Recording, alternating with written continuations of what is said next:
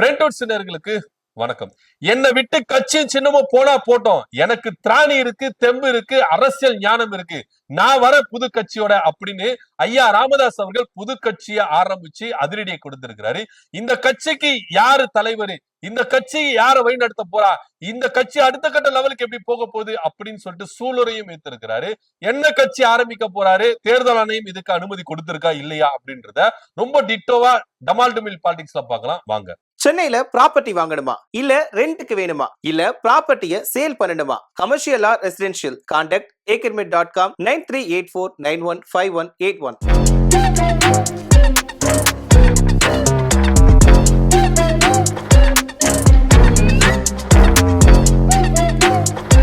பாட்டாளி மக்கள் கட்சியில ஐயா ராமதாஸ் அவர்களுக்கும் அன்புமணி அவர்களுக்கும் ஏகப்போக சண்டை நடந்தது. இதுல ஒரு கட்டத்துல பாத்தீங்கன்னா ஐயா ராமதாஸ் அவர்கள் அன்புமணியை பத்தி எல்லாமே ஓப்பனா 4 செவுத்துக்குள்ள நடந்தத பொதுவெளியில பகிரங்கமா சொன்னார். எனக்கு நடந்த கொடுமையும் என் மனைவிக்கு நடந்த கொடுமையும் அன்புமணியால என்னென்ன கொடுமைகள் நடந்தது அப்படின்றத ரொம்ப டிட்டோவா என்ன பண்ணிட்டாரு, வெட்ட வெளிச்சமா சொல்லிட்டாரு. சோ இதனால ரொம்ப விரக்தியின் உச்சிக்கு போன அன்புமணி அவர்கள் அவரும் சும்மா இல்ல, ஐயாவை பத்தி ரொம்ப என்ன பண்ணாரு, தாக்க ஆரம்பிச்சாரு. அதாவது அதிரடியா தாக்கல, எந்த அளவுக்கு சைலண்டா தாக்கணுமோ அந்த அளவுக்கு எல்லாம் சைலண்டா தாக்குனாரு. அவரும் பரபரப்ப கிளப்பினாரு. சோ இப்படியா இருக்கும் பொழுது 2 டீமும் அதிரடியா பிரிஞ்சிட்டாங்க. ஆரம்பத்துல இது கொஞ்சம் உரசலாதான் இருந்தது. இன்னைக்கு சரியாயிடும், நாளைக்கு சரியாயிடும், நாளன்னைக்கு சரியாயிடும் அப்படின்னு சொல்லிட்டு எல்லாருமே நம்பிட்டு இருந்தாங்க. வன்னியர் மக்கள் கூட எல்லாருமே நம்பிட்டு இருந்தாங்க. ஆனா இதனுடைய இந்த உரசல் இருக்குல்ல, இந்த உரசல் ரொம்ப பெருசாகி விரிசலாயிருச்சு அப்படின்றதுதான் நிதர்சனமும் இருக்கு. சோ பாமகவை 2ஆ உடைச்சி மாம்பழத்தை 2 ஸ்லைஸா பங்கிட்டு என்ன பண்ணிட்டாங்க, போயிட்டாங்க. இந்த பக்கம் அன்புமணி அவர்கள், இந்த பக்கம் ஐயா ராமதாஸ் அவர்கள். இப்படியா இருக்கும் பொழுது கட்சியும் சின்னமும் யாருக்கு சொந்தம் அப்படின்ற ஒரு உரிமை வந்துச்சு எல்லாருக்குமே. ஐயா தரப்புல இருந்து என்ன சொன்னாங்க அப்படின்னா, இந்த கட்சிக்காக, இந்த சமுதாய மக்களுக்காக என் இளமை காலம் முதற்கொண்டு எல்லாத்தையும் நான் என்ன பண்ணிருக்கேன், இழந்திருக்கேன். எத்தனை போராட்டங்கள், எத்தனை சிறையிருப்புகள் எல்லாத்தையும் சகிச்சு இந்த வன்னிய சமுதாய முன்னேற்றத்துக்காக என்ன நானே அர்ப்பணிச்சிருக்கேன் அப்படின்னு ஒரே ஒரு காரணம், இந்த காரணத்தை மட்டும் சொல்லி என்ன பண்ணாரு, ஐயா பரபரப்பை கிளப்பினாரு. ஐயா ராமதாஸ் அவர்களை தவிர்த்துட்டு அன்புமணி அவர்கள் சொன்னார்னா, ஐயாவுக்கு வயசாயிருச்சு, இதுக்கப்புறம் அவர் இந்த வன்னிய சமுதாயத்துக்காக உழைக்க முடியாது, அவருக்கு ரெஸ்ட் வேணும், நான் இருக்கேன், அடுத்த கட்ட ஜெனரேஷனுக்கு நான் இருக்கேன், நான் வரேன் அப்படின்னு சொல்லிட்டு இளைஞர்களை தாம் பக்கம் என்ன பண்ணாரு, வசப்படுத்தி கொண்டாரு. சோ இப்படியா இருக்கும் பொழுது இந்த விஷயம் தேர்தல் ஆணையத்துக்கு போகுது. கட்சி யாருக்கு சொந்தம், சின்னம் யாருக்கு, தேர்தல் ஆணையம் என்ன பண்றாங்கன்னா அன்புமணி தரப்புக்கு தான் கடிதத்தெல்லாம் அனுப்புறாங்க. பாமக தலைவர் அப்படின்னு சொல்லிட்டு அதிரடி கிளப்புறாங்க. சோ இதனால விரக்தி போன ஐயா ராமதாஸ் அவர்கள் நீதிமன்ற படியை ஏறுறாரு. நீதிமன்றத்துல போனதுனால நீதிபதியும் என்ன பண்ணிட்டாரு, கருத்து, ஏப்பா 2 பக்கமும் நீங்க மாம்பழத்தை என்ன பண்றீங்க, நசுக்கிறீங்க, அந்த மாம்பழம் ஜூஸ் ஆயிடும் போகுது, சோ அதனால இதுல என்ன விவகாரம் அப்படின்றத பேசி தீர்த்துக்கங்க அப்படின்னு சொன்னா, அன்புமணி தரப்பு அவர்கள் என்ன சொல்றாங்கன்னா, நாங்க தான் உண்மையான பாமக, நாங்க தான், எங்களுக்கு தான் சின்னம் இருக்கு, தேர்தல் ஆணையம் இது அங்கீகரிச்சிருக்கு அப்படின்னு சொல்றாங்க. ஐயா தரப்புல இருந்து என்ன சொல்றாங்கன்னா, தேர்தல் ஆணையம் எந்தவித டிஸ்கஷன் எடுக்கல, இப்படி ஒரு பிரச்சனை போயிட்டு இருக்கும்போது தேர்தல் ஆணையம் 2 தரப்பையும் கூப்பிட்டு யாருக்கு பெரும்பான்மை, அதாவது செயற்குழு பொது, இப்போ இதே அதிமுக அப்படின்னு வந்துருச்சு, பொதுக்குழு கூட்டி இவங்க தான் பொதுச் செயலாளர் அப்படின்னு தேர்தல் ஆணையம் எல்லா டாக்குமெண்டா வச்சு கொடுத்தாங்க. அப்போ தேர்தல் ஆணையம் என்ன பண்ணுச்சுன்னா இவங்க தான் அப்படின்னு சொல்லிட்டு அனுமதிச்சு. சோ அதே போலதான் இவங்க 2 பேரும் செயற்குழு பொதுக்குழு எல்லாம் கூட்டி டாக்குமெண்ட்களை சமர்ப்பிச்சாங்க. ஆனா தேர்தல் ஆணையம் ஒருபட்சமா செயல்பட்டது அப்படின்னு ஐயா தரப்பு குற்றச்சாட்டு. சோ இப்படியெல்லாம் இருக்கும்போது தேர்தல் ஆணையம் முதல்ல இவங்க அங்கீகரிக்கப்பட்ட கட்சி கிடையாது, அங்கீகாரத்தை இழந்துட்டாங்க.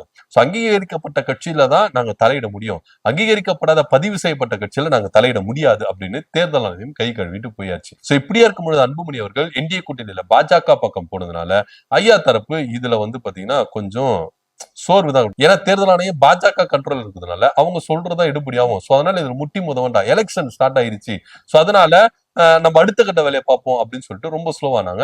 ஐயா பொறுத்த வரைக்கும் நிலைப்பாடு என்னன்னா, அன்புமணி அவர்கள் பாஜக பக்கம் போக கூடாது, படுத்திருந்து ஜெயிக்கிறது எப்படி அப்படின்றதெல்லாம் நான் கத்துறேன், நீ பாஜக விட்டு வெளியே வா அப்படின்னு சொல்லிட்டுதான் அவர் என்ன பண்ணாரு, முன் வச்சாரு. ஆனா திரும்பவும் அன்புமணி அவர்கள் பாஜக பக்கம் தான் போயிட்டாரு. சோ இப்படியா இருக்கும்போது ஐயா ராமதாஸ் அவர்கள் என்ன பண்றாருன்னா, அன்புமணியை தோக்கடிக்கணும், அன்புமணிக்கு நான் யாருன்னு புரிய வைக்கணும், உண்மையான பாமக யாருன்னு தெரிய வைக்கணும் அப்படின்ற ஒரு நிலைப்பாட்டுலதான் ஐயா ராமதாஸ் அவர்கள் தொடர்ந்து என்ன பண்ணாரு, நீடிச்சாரு. இதன் காரணமா திமுக பக்கம் கூட்டணி பேச்சுவார்த்தை நடத்தினாங்க. ஆனா அங்க செயல்படல. சோ இப்படியா இருக்கும் பொழுது சசிகலா அவர்கள் புதுசா கட்சி ஆரம்பிச்சு நம்ம 2 பேரும் கூட்டணி வைக்கலாம் வாங்கனே அப்படின்னு சொல்லிட்டு கூட்டணி வச்சு இப்போ களம் காண்றாங்க. சோ இதெல்லாம் ஒரு புறம் இருக்கும்போது எந்த அடிப்படையில, எந்த கட்சியின் அடிப்படையில, எந்த அமைப்பின் அடிப்படையில ஐயா தரப்புக்கு சின்னத்தை ஒதுக்குறது, எந்த கட்சி பேர்ல இவரு தேர்தல் ஆணையத்துல பதிவு செஞ்சு சின்னத்தை வாங்குவாரு இப்படியான இருக்கும் பொழுது சோ திடீர்னு ஐயா தரப்புல இருக்கிற பாமகவின் தலைமை செயலாளர் அன்பழகனுடைய மகன் முகிலன் தலைமையில தேர்தல் ஆணையத்துல ஒரு கட்சிய பதிவு பண்றாங்க. ஐயா பாமக அப்படின்ற ஒரு கட்சிய பதிவு பண்றாங்க. சோ இதற்கு தலைவர் அதுக்கு அடுத்த கட்ட லெவல்ல இது பாத்துக்கலாம். ஆனா முதல்ல கட்சிய பதிவு செய்யணும் அப்படின்னு சொல்லிட்டு ஐயாவோட அனுமதியோட தான் இந்த கட்சியை பதிவு பண்றதாகவும் தைலாபுர தோட்டத்து பதிவா இருக்குது அப்படின்றதுதான் யதார்த்தமான உண்மை. சோ இப்படியா இருக்கும்போது ஐயா பாமக அப்படின்ற ஒரு கட்சியை முகிலன் அவர்கள் என்ன பண்றாரு, பதிவு செய்யறாரு. இதனுடைய விரிவாக்கம் என்ன? ஐயா பாமகனா அப்போ பாட்டாளி மக்கள் கட்சி அன்புமணி தரப்பு ஐயா தரப்பு அப்படின்னு எடுத்துக்கலாமா அப்படின்னா கிடையாது. இதனுடைய விரிவாக்கம் என்ன அப்படின்னா ஐயா பாசறை மக்கள் கட்சி அப்படின்ற கட்சியோட சுருக்கம் தான் ஐயா பாமக அப்படின்னு. ஆக மொத்த பாமகவை டேமேஜ் பண்ணணும். நீங்க பாட்டாளி மக்கள் கட்சி அப்படின்னு வந்தாதான் இங்க பிரச்சனையே. ஐயா தரப்பு என்ன பண்றாங்கன்னா இந்த ப்ராப்ளத்தை சார்ட் அவுட் பண்ணும், அன்புமணிக்கு புரிய வைக்கணும் அப்படின்னா இப்படியே ஒரு கட்சி நம்ம என்ன பண்ணலாம், வழி நடத்தலாம் அப்படின்னு சொல்லிட்டுதான் ஐயா பாசறை மக்கள் கட்சி அப்படின்றது சுருக்கத்தை ஐயா பாமக அப்படின்னு பதிவு பண்ணிருக்காங்க. தேர்தல் ஆணையமும் இதுக்கு அனுமதி கொடுத்தாச்சு அப்படின்றதுதான் தகவல் பரவின்னு இருக்கு. சோ இப்போ இவங்களுக்கு சின்னம் என்னவா கொடுக்க போறாங்க அப்படின்றது ஒரு பெரிய எதிர்பார்ப்பா இருக்கு. ஆக மொத்த இங்க பாத்தீங்கன்னா சசிகலா அவர்களும் ராமதாஸ் ஐயா அவர்களும் கூட்டணி வச்சுட்டாங்க. இப்போ ஐயா பாமக அப்படின்றதுதான் உதயமாயிருக்கு. இந்த கட்சி அன்புமணி அவர்களுக்கு ஒரு பெரும் அடியை கொடுக்கும் அப்படின்றதுதான் யதார்த்தமான உண்மையா இருக்கு. இப்ப அதிமுக பக்கம் போயிருக்காரு, 18 சீட்டு கொடுத்திருக்காங்க, அதுவே ஒரு பெரிய இழுக்கு அப்படின்னு சொல்லிட்டுதான் இந்த பக்கம் ஐயா ராமதாஸ் தரப்பு அவர்கள் ரொம்ப இழிவா பேசிட்டு இருக்காங்க. ஏன்னா இதே பாமக வரலாற்றிலேயே முதன்முறையா குறைவான தொகுதியில சீட்டுல என்ன பண்றாங்க, நிக்கிறாங்க. இந்த பாமக எத்தனை தொகுதியில நின்று எத்தனை எம்எல்ஏக்கள் பெற்று சட்டமன்றத்துக்கும் நாடாளுமன்றத்துக்கு போயிருக்கு. அப்பேற்பட்ட ஒரு பாரம்பரியமிக்க இந்த பாமகவை இப்படி இழிவுபடுத்திட்டாரு அன்புமணி. இந்த கூட்டணிக்கு போனா இதாங்க அன்புமணியை நம்பி போனா இதுதான் கதி. வன்னியர் சமுதாயத்துக்கே இதுதான் கதி. இந்த அளவுக்கு குறைவான சீட்டுல இதுவரைக்கும் பாமக நின்னு இருக்கா? ஏன் சொல்படி கேட்டிருந்தா, ஏன் வழிநடத்தல் படி அன்புமணி அவர்கள் இருந்திருந்தா இன்னைக்கு பாமக எந்த அளவுக்கு உயர்ந்திருக்கும், வன்னியர் சமுதாயம் எந்த அளவுக்கு முன்னேற்றம் அடைந்திருக்கும் அப்படின்றது எல்லாத்தையும் ஐயா தரப்பு என்ன பண்றாங்க, ரொம்ப வெட்ட வெளிச்சமா காட்டுறாங்க. ஏன்னா இதே வன்னியர் சமுதாயத்தை இதே பாமகவை அன்புமணி உள்ள வந்துதான் சீர்குலைஞ்சிருக்காரு. இதே பாமக இன்னைக்கு அங்கீகாரத்தை இழந்திருக்குன்னா அதுக்கு முழுக்க முழுக்க காரணம் அன்புமணி தான் அப்படின்றதையும் ஐயா அவர்கள் ஓப்பனா சொல்லி இருக்கிறாரு. சோ சமுதாய மக்களை முன்னேற்றத்தின் பாதையில தான் கொண்டு போகணும். ஆனா அன்புமணி அவர்கள் பாஜக கூட போனதுனால குறைவான சீட்டு 18 சீட்டு, கடந்த தேர்தல 23 சீட்டு நின்றீங்கப்பா, இப்ப 18 சீட்டு, அந்த 23 சீட்ல கூட நின்று இருக்கலாமே, ஏன் அதுக்கு குறைவா 18 சீட்டு நீங்க வாங்குனீங்க அப்படின்னு சொல்லிட்டுதான் ஐயா ராமதாஸ் தரப்பு அவர்கள் ரொம்பவே என்ன பண்றாங்க, அன்புமணியை அட்டாக் பண்ணிட்டு வராங்க. சோ இப்படியா இருக்கும் பொழுது இப்படியே அன்புமணி பக்கம் வன்னியர் சமுதாயம் இருந்தா இது இன்னும் கீழ் நோக்கி தான் போகும், மேல் நோக்கி போகாது அப்படின்னு தான் ஐயா தரப்பினர் என்ன பண்றாங்க, அன்புமணி தரப்பை வச்சு செஞ்சுட்டு இருக்கிறாங்க. ஐயா தரப்பு இப்போ ஐயா பாமக அப்படின்னு ஆரம்பிச்சுட்டாங்க. சோ உண்மையான பாமக யாரு? இந்த தேர்தலை நின்னு வாக்கு வங்கிய நாங்க நிரூபிக்கிறோம்.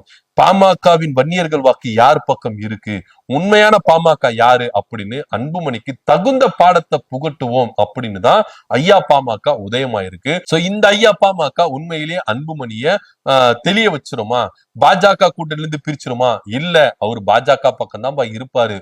திரும்பவும் பாட்டாளி மக்கள் கட்சி அந்தஸ்த ஐயா ராமதாஸ் அவர்கள் திரும்பவும் தான் பக்கம் இழுத்துட்டு வருவாரா அப்படின்றதான் பெரிய ஒரு எதிர்பார்ப்பா இருக்கு. இதன் மத்தியில பாமகவின் வன்னியர் வாக்கு யார் பக்கம் போக போகுது அப்படின்ற ஒரு பெரிய கேள்விக்குறி இருக்கு. சோ இதுல 2 தரப்பினர் என்ன பண்றாங்க, மாறி மாறி அடிச்சிருக்காங்க. ஏங்க இளைஞர்களுக்கு வழியை விட்டுட்டு ஐயா கொஞ்சம் ஒதுங்கி இருக்கலாம்ல, ஐயாவுக்கு வயசாயிருச்சு, அவரு கொஞ்சம் ரெஸ்ட் எடுக்கலாம். இப்ப அன்புமணி வந்துட்டாரு, ஐயாவுக்கு அப்புறம் அன்புமணி தானே, அது இப்பவே இருந்துட்டு போனா என்ன அப்படின்னு தான் பெரும்பாலானோர் என்ன பண்றாங்க, அன்புமணி தரப்புக்கு தான் வன்னியர் வாக்கு அப்படின்னு சொல்றாங்க. ஆனா ஐயா இருக்கிற வரைக்கும் நான் இருந்துட்டு போறேன் ஓப்பனா சொல்லிட்டாருங்க. ஐயா ராமதாஸ் அவர்கள் ஓப்பனா சொல்றாரு, இருக்கிற வரைக்கும் நான் இருந்துட்டு போறேன்பா, எனக்கு அப்புறம் அவர் தானப்பா அப்படின்னு அவர் சொன்னார். ஆனா இப்படியெல்லாம் சொல்லி கூட அவர் மனசு கரையிலனா அவர் எந்த அளவுக்கு அப்பாவுக்கு துரோகம் செய்யறாரு, கட்சி தலைவருக்கு துரோகம் செய்யறாரு, வன்னிய மக்களுக்கு எந்த அளவுக்கு துரோகம் செய்யறாரு அப்படின்றத ஒவ்வொருத்தரும் புரிஞ்சுக்கணும் அப்படின்னு சொல்லிட்டுதான் இப்போ பெரும்பாலான வன்னியர் வாக்கு என் பக்கம் இருக்குன்னு சொல்லிட்டு ஐயா ராமதாஸ் அவர்கள் தரப்பு என்ன பண்ணாங்க சொல்றாங்க. யார் பக்கம் உண்மையான வன்னிய சமுதாய வாக்குகள் இருக்கு அப்படின்றத இந்த தேர்தல் ரொம்ப தெள்ள தெளிவா தெரிய வச்சிரும் அப்படின்றது தான் நிதர்சனம்னு இருக்கு. ஐயா பாமக உதயமானதை பத்தி உங்க கருத்து என்ன அப்படின்னு கீழே கமெண்ட் பண்ணுங்க. நன்றி, வணக்கம்.